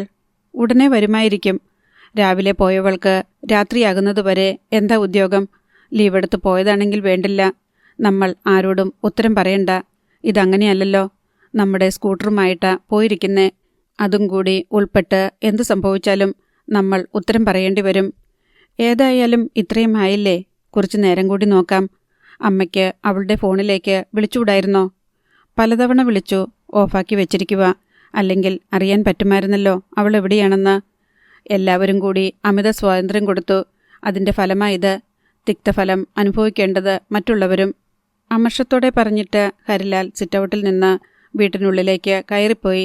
വിമലകുമാരിയമ്മ കുറച്ചു സമയം അവിടെ തന്നെ നിന്നു. ചെറിയ മഴച്ചാറ്റലുണ്ട്. റോഡിലൂടെ പായുന്ന വാഹനങ്ങളുടെ ഹെഡ്ലൈറ്റുകളിലെ പ്രകാശപടലം തിരിഞ്ഞു വരുമ്പോൾ നേർത്ത മഴനൂലുകൾ തിളങ്ങുന്നു. ഗേറ്റ് തുറന്നു കിടക്കുകയാണ്. സ്ട്രീറ്റ് ലൈറ്റുകൾ പ്രകാശിക്കുന്നുണ്ട്. വിമലകുമാരിയമ്മ തിരികെ ഹാളിലേക്ക് കയറി വാതിലടച്ചു. ഒരജ്ഞാത ഭീതി അവരുടെ ഹൃദയത്തിൽ തുടികൊട്ടി തുടങ്ങിയിരുന്നു. വിമലകുമാരിയമ്മ ഹരിലാലിൻ്റെ മുറിയിലേക്ക് ചെന്നു. അയാൾ ഗ്ലാസ് എടുത്തു വെച്ച് അതിലേക്ക് ഒരു കുപ്പിയിൽ നിന്ന് മദ്യം പകരുകയാണ്. നീ ഇന്നും കുടിക്കാൻ പോകുവാണോ? വിമലകുമാരിയമ്മയുടെ സ്വരത്തിൽ ശാസന കലർന്നു. ഇന്നെന്താ പ്രത്യേകത? നിനക്ക് ഒരു ടെൻഷനുമില്ലേ ഹരി? എനിക്ക് അതേയുള്ളൂ. അതിനൊരു ശമനം കിട്ടട്ടെ എന്ന് കരുതിയ 2 ഒഴിച്ചു കഴിക്കുന്നേ. ഞാനൊരു കുടിയനാണെന്ന് അമ്മയ്ക്ക് എപ്പോഴെങ്കിലും തോന്നിയിട്ടുണ്ടോ? കള്ളു കുടിക്കണവരെല്ലാം കുടിയന്മാരാ. അതിൻ്റെ അളവും കണക്കുമൊന്നും എനിക്കറിഞ്ഞൂടാ. അത് വിടമ്മേ. അമ്മയ്ക്ക് നിശ്ചയമില്ലാത്ത കാര്യ. വിട്ടുകളാ. ഹോം നേഴ്സ് ഇതുവരെ വന്നില്ലല്ലോ. ഉവ്വോ, അവൾ വന്നോളും. ചെറിയ കുട്ടിയല്ലല്ലോ. ഈ നാട്ടിലും അന്യദേശത്തുമൊക്കെ ജീവിച്ച് പരിചയമുള്ളവളല്ലേ. അമ്മയും കൂടി ചേർന്നിട്ടാ അവളെ ഇത്ര വഷളാക്കിയത്. അതെന്തുകൊണ്ടാണെന്ന് എനിക്ക് മനസ്സിലാകുന്നുണ്ട്. ഒരു കാലത്ത് എൻ്റെ ഭാര്യയായിട്ട് ഇരുന്നവളാണല്ലോ എന്നോർത്തിട്ടുള്ള മനസ്സലിവ്. അല്പം മനസ്സലിവ് കാണിച്ചാൽ എന്താ കുഴപ്പം? അവൾ അത് അർഹിക്കുന്നില്ലമ്മേ. എന്താ അവൾ ചെയ്ത തെറ്റ്? നീ അത് പറഞ്ഞിട്ടില്ലല്ലോ. നിന്നെ മക്കളെയും ഇട്ടിട്ട് പോയി എന്നല്ലേ പറഞ്ഞിട്ടുള്ളൂ. അങ്ങനെ പോകാൻ ഒരു കാരണം വേണ്ടേ? സാഹചര്യം വേണ്ടേ? നീ സ്നേഹിച്ചു കെട്ടിയ പെണ്ണല്ലേ. ആ കാലത്ത് അവൾ നിന്നെയും സ്നേഹിച്ചിട്ടുണ്ടാകണമല്ലോ. എനിക്കത് പറയാൻ താല്പര്യമില്ലാത്തതുകൊണ്ടാ പറയാത്തെ. ഇപ്പോഴും താല്പര്യമില്ല. 1 മാസം കൂടി മതി അവളുടെ സേവനം. അവളെ പറഞ്ഞയക്കാൻ പോവുകയാണോ? ഹോം നേഴ്സായിട്ട് വന്നവളാ അവൾ, അല്ലാതെ സ്ഥിരം കുടുംബാംഗമായിട്ട് വന്നതല്ല. അനിത ഇവിടെ വന്ന ശേഷം അങ്ങനെയാണോ ഈ വീടിനെ കണ്ടത്? ഇവിടുത്തെ കുടുംബാംഗങ്ങളോട് പെരുമാറിയത്? ഹരിതയും നീതയും അവളുടെ തണലിലല്ലേ ജീവിക്കുന്നേ? എല്ലാം അറിയാമായിട്ടും അറിഞ്ഞില്ലെന്ന് ഭാവിക്കരുത് ഹരി. അത് ശരിയല്ല. ഞാൻ എന്തു വേണമെന്നാ അമ്മ പറയുന്നേ? അവളെ പൂവിട്ട് പൂജിക്കണോ? ഒന്നും വേണ്ട. നിന്റെ ഭാഗത്തു നിന്ന് യാതൊരു ദയയും അവൾക്ക് വേണ്ട. അവൾക്കറിയാം അവളാണ് തെറ്റുകാരിയെന്ന്. അമ്മയോടവൾ കുറ്റസമ്മതം നടത്തിയോ? ഹരിലാൽ ചുഴിഞ്ഞു കയറുന്ന നോട്ടത്തോടെ ചോദിച്ചു.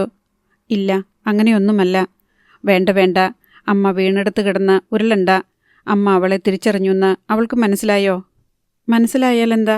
ആകാശം തകർന്നു വീഴുവോ? ഞാൻ അവളോട് നേരിട്ട് ചോദിച്ചു, ഹരിയുമായിട്ട് പിരിയാനുള്ള കാരണം എന്തായിരുന്നെന്ന്. ഞാൻ ചോദിച്ചതിന് ഉത്തരം പറ. അമ്മ അവളെ തിരിച്ചറിഞ്ഞുവെന്ന് അവളോട് പറഞ്ഞോ? എനിക്കറിയണ്ടേ നിന്റെ ജീവിതത്തിൽ എന്താ സംഭവിച്ചതെന്ന്. നിന്റെ അമ്മയല്ലേ ഞാൻ. അതുപോലൊരു അമ്മയാ അവളും. അവളുടെ മക്കളെ രക്ഷിക്കാൻ വേണ്ടി അവൾ എന്തെല്ലാം ചെയ്തു? അതറിഞ്ഞിട്ട് തന്നെയാ ചോദിച്ചത്. ഹരിലാൽ നിഷേധാർത്ഥത്തിൽ തലയാട്ടി തൻ്റെ പ്രതിഷേധം പ്രകടിപ്പിച്ചു. വീണ്ടും വീണ്ടും അയാളത് ആവർത്തിച്ചു. നീ വിഷമിക്കണ്ട, ഞാൻ അറിഞ്ഞൂന്ന് വെച്ച് ഒന്നും സംഭവിക്കാൻ പോണില്ല. ഒരവകാശവും പറഞ്ഞ് അവൾ നിന്റെ അടുത്ത് വരില്ല. നിന്നെപ്പറ്റി ദുഷിച്ച് ഒരു വാക്ക് പോലും അവൾ പറഞ്ഞുമില്ല. എല്ലാ തെറ്റും അവൾ ഏറ്റെടുക്കുകയും ചെയ്തു. എന്തു തെറ്റ്? അതെന്താണെന്ന് പറയാനുള്ള ധൈര്യം അവൾക്കുണ്ടായോ? അതൊന്നും പറഞ്ഞില്ല. തെറ്റ് ചെയ്തവർക്ക് ബുദ്ധിമുട്ട് കാണും. നിനക്ക് പറയാനുള്ള ധൈര്യമുണ്ടല്ലോ, നീ പറ. ഏറ്റുപറച്ചിലൊന്നും ഇനി യാതൊരു അർത്ഥവുമില്ല. അമ്മ അത് വിട്ടേക്ക്. അയാൾ ഗ്ലാസ്സിൽ ഒഴിച്ചു വെച്ചത് എടുത്തു കുടിച്ചു. വീണ്ടും ഗ്ലാസ്സിലേക്ക് മദ്യം പകർന്നു. അതിനുശേഷം കുപ്പിയടച്ച് അലമാരയിൽ വെച്ചു. എൻ്റെ തല പുകയുന്നുണ്ട്, ഞാൻ ഒറ്റയ്ക്കിരുന്നോട്ടെ ഇത്തിരി നേരം, ഹരിലാൽ നീരസത്തിൽ പറഞ്ഞു. വിമലകുമാരിയമ്മ ഹരിലാലിൻ്റെ മുഖത്തേക്ക് നോക്കി. അല്പനേരം കൂടി കാത്തുനിന്നു. പിന്നെ മെല്ലെ തിരിഞ്ഞു നടന്നു. ഹരിലാൽ കസേരയിലേക്ക് അമർന്നു. അനിത ആരാണെന്നുള്ളത് ഇനി എല്ലാവരും അറിയാൻ പോവുകയാണോ? അമ്മയ്ക്ക് അവളെ മനസ്സിലായി എന്ന് അവളെ ധരിപ്പിച്ചതിൻ്റെ പ്രത്യാഘാതം എന്താണെന്ന് അമ്മയ്ക്ക് ഊഹിക്കാൻ പോലും കഴിയില്ല. മറുവശത്ത് കരുത്തും അവകാശവും ഏറുകയാണ്. തൻ്റെ മക്കൾ കൂടി അനിതയെ തിരിച്ചറിഞ്ഞാലോ? 17 വർഷം മുൻപത്തെ തെറ്റും ശരികളുമായിരിക്കില്ല ഓരോരുത്തരുടെയും മനസ്സിലെ വിചാരണ കോടതികളിൽ വരിക. എന്തുകൊണ്ട് അച്ഛൻ സത്യം മറച്ചുവെച്ചു? സ്വന്തം അമ്മ കൂടെയുണ്ടായിരുന്നിട്ടും അക്കാര്യം വെളിപ്പെടുത്താത്ത അച്ഛൻ ക്രൂര കഥാപാത്രമാകാൻ ഒരു നിമിഷം മതി. അച്ഛനും അമ്മയ്ക്കും തമ്മിലുള്ള വഴക്കും വേർപിരിയലും എവിടെയോ കിടക്കട്ടെ, അതിൽ ഞങ്ങൾക്കെന്ത് കാര്യം? അമ്മ ആരെന്നറിയാനുള്ള അവകാശം പോലും നിഷേധിക്കപ്പെടത്തക്ക വിധം ഞങ്ങൾ എന്തു തെറ്റ് ചെയ്തു? ഇങ്ങനെയൊക്കെ ചോദ്യങ്ങൾ വന്നാൽ തളർന്നു പോകുകയുള്ളൂ. എൻ്റെ മനസാക്ഷിയുടെ കോടതിയിലെ ന്യായം മക്കളുടെ ന്യായ വിചാരണ കോടതിയിൽ അന്യായമായി പോകുന്ന അവസ്ഥയുണ്ടാകും. തെറ്റിനും ശരിക്കും സ്ഥിര സ്വഭാവമില്ല, അത് ആപേക്ഷികമാണ്. സാഹചര്യങ്ങളും സമയവും വ്യക്തിബന്ധങ്ങളും അവയിലൊന്നിനെ മറ്റൊന്നാക്കി മാറ്റുന്നു. അനിതയ്ക്ക് അന്നുണ്ടായ വീഴ്ച ഈ കാലത്ത് വേണമെങ്കിൽ തിരുത്തപ്പെടാമായിരുന്ന ചെറിയൊരു ഇടർച്ച മാത്രമായി പരിഗണിക്കപ്പെടാം. എന്നാൽ അന്ന് അതങ്ങനെയായിരുന്നോ? ഹരിലാൽ ഭൂതകാലത്തിൻ്റെ ചരിത്രരേഖകൾക്കിടയിൽ തനിക്ക് അനുകൂലമായ തെളിവുകൾക്കും വിധിപകർപ്പിനുമായി പരതി. വീട്ടുകാരെയെല്ലാം ധിക്കരിച്ച് എല്ലാ എതിർപ്പുകളെയും തൃണവൽ ഗണിച്ച് ഒരു പെൺകുട്ടിയെ ജീവിതത്തിലോട്ട് കൂട്ടിച്ചേർത്തിരിക്കുകയാണ്. പൊന്നും പണവും മോഹിച്ചിട്ടല്ല, സ്നേഹവും വിശ്വാസവും മാത്രമാണ് കൈമുതൽ. ജാതിമത വ്യത്യാസങ്ങൾക്ക് പോലും ഒരു വിലയും കൊടുത്തില്ല.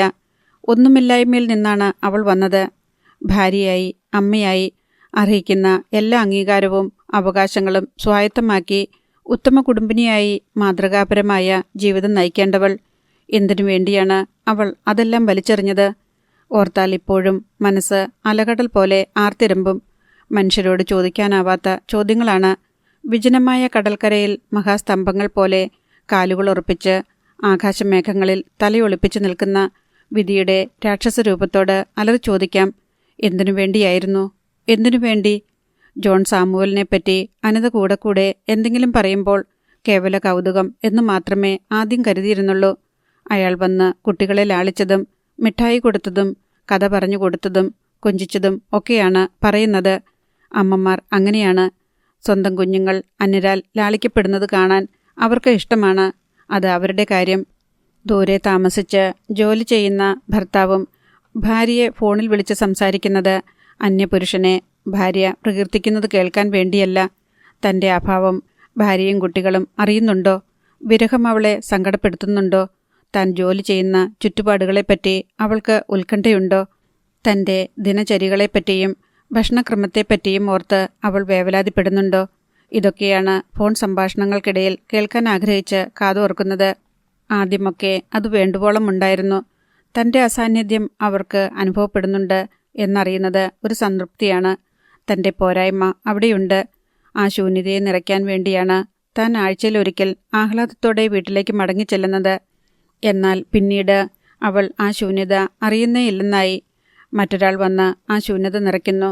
ഭർത്താവിന് സ്വന്തം കുട്ടികളെ ലാളിക്കാൻ കഴിയാത്തതിലുള്ള പോരായ്മ അവൾ അറിയുന്നില്ല, കുട്ടികളും അറിയുന്നില്ല. മറ്റൊരാൾ വന്ന് ആ വിടവുകൾ അടയ്ക്കുന്നു. തൻ്റെ കുഞ്ഞുങ്ങൾ തൻ്റെ അഭാവത്തിൽ മറ്റൊരു പുരുഷനാൽ ലാളിക്കപ്പെട്ട ആ പോരായ്മ നിലനിൽക്കുന്നത് തന്നെയാണ്. തൻ്റെ ഭാര്യ മറ്റൊരാളുടെ സാന്നിധ്യത്തിൽ തൻ്റെ അഭാവം മറക്കുന്നതിനേക്കാൾ നന്ന് അവൾ വിരഹദുഃഖം അനുഭവിക്കുന്നത് തന്നെയാണ്. പക്ഷേ സംഭവിച്ചുകൊണ്ടിരിക്കുന്നത് മറിച്ചും. ഫോണിൽ സംസാരിച്ചു തുടങ്ങിയാൽ എന്തു വിഷയത്തെപ്പറ്റി പറയുമ്പോഴും അതിനിടയിലേക്ക് ജോൺ സാമുവൽ എന്ന പേര് കടന്നു വരികയാണ്. കുട്ടനാട്ടിൽ ആഫ്രിക്കൻ പായൽ ശല്യം വളരെ കൂടുതലാണെന്ന് താൻ പറഞ്ഞാൽ ഉടൻ വരുന്ന മറുപടി എങ്ങനെയാണ്? അയ്യോ, ജോൺ സാമുവലും ഇതുതന്നെ പറഞ്ഞു. ആഫ്രിക്കൻ പായൽ കാരണം ബോട്ടിങ്ങിന് തടസ്സമാണെന്ന്. മനസ്സിൽ ദേഷ്യവും അസൂയയും തിളച്ചു മറിയുന്നുണ്ട്. പക്ഷേ സംസ്കാരസമ്പന്നനായ ഒരു ഭർത്താവ് ഇതിലൊക്കെ അസ്വസ്ഥത പ്രകടിപ്പിക്കുന്നത് കുറച്ചിലാണ്. ഹരിയേട്ട, ഇന്നലെ ഹരിതമോൾക്ക് പനിയായിരുന്നു. ജോൺ സാമുവൽ വന്ന് അവളെ എടുത്ത് സെലീന ചേച്ചിയുടെ ഫ്ലാറ്റിലേക്ക് കൊണ്ടുപോയി.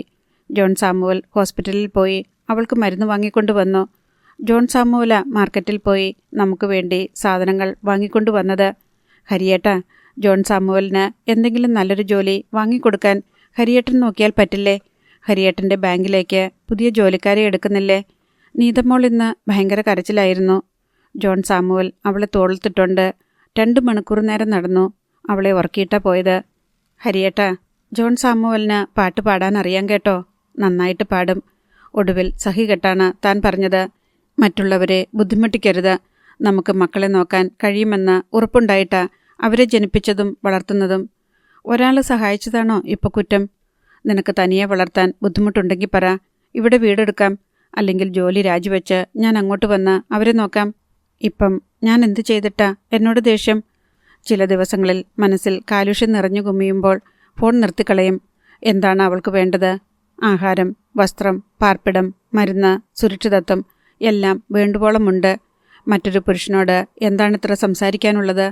ജോൺ സാമുവൽ വന്ന് വർത്തമാനം പറഞ്ഞിരുന്നത് കാരണം എൻ്റെ 2 മണിക്കൂർ പോയി. ഒരു പണിയും തീർന്നില്ല എന്നൊക്കെ പറയുമ്പോൾ ചെകിട്ടത്തൊന്ന് പൊട്ടിക്കണമെന്ന് തോന്നും. പക്ഷേ ഫോണിൽ കൂടി അതിന് കഴിയാത്തതിനാൽ കോപമടക്കും. കലഹമുണ്ടാക്കി ഫോൺ വെച്ചു കഴിഞ്ഞാൽ പിന്നെ നെഞ്ചിൽ തീക്കനലിരുന്ന് എരിഞ്ഞു തുടങ്ങും. ക്രമേണ മനസ്സിൽ സംശയത്തിൻ്റെ വിത്ത് പൊട്ടിമുളച്ച് വളർന്നു തുടങ്ങി. അവധിക്കാലത്ത് ഭാര്യയെയും മക്കളെയും രാജസ്ഥാനിലേക്ക് കൊണ്ടുവന്ന് ടൂറിസ്റ്റ് കേന്ദ്രങ്ങളിൽ താമസിപ്പിച്ച് സന്തോഷിപ്പിക്കാൻ ശ്രമിക്കുമ്പോഴും അവളുടെ മനസ്സ് മറ്റെവിടെയോ ആയിരുന്നു. പിന്നീടെപ്പോഴോ അവൾ ജോൺ സാമുവലിനെപ്പറ്റി ഒന്നും പറയാതെയായി. അവളെന്തോ മറച്ചു വയ്ക്കുന്നുണ്ടെന്ന് സംശയം അതോടെ പ്രബലപ്പെട്ടു. ഫ്ലാറ്റിൽ അവധിക്ക് ചെല്ലുമ്പോൾ അയൽ ഫ്ലാറ്റിലുള്ളവരുടെ അർത്ഥഗർഭമായ ചില നോട്ടങ്ങൾ, പരിഹാസം ഒളിപ്പിച്ച ചില ചിരികൾ, അനിതയ്ക്ക് പെട്ടെന്നുണ്ടായ അന്തർമുഖത്വം. അങ്ങനെയാണ് ഒന്ന് പരീക്ഷിക്കാൻ തീരുമാനിച്ചതും മനസ്സിന് തീപിടിച്ച ഒരു രാത്രിയിലൂടെ വെന്തെരിഞ്ഞ് കടന്നുപോയതും. അടുത്ത ഭാഗം നാളെ.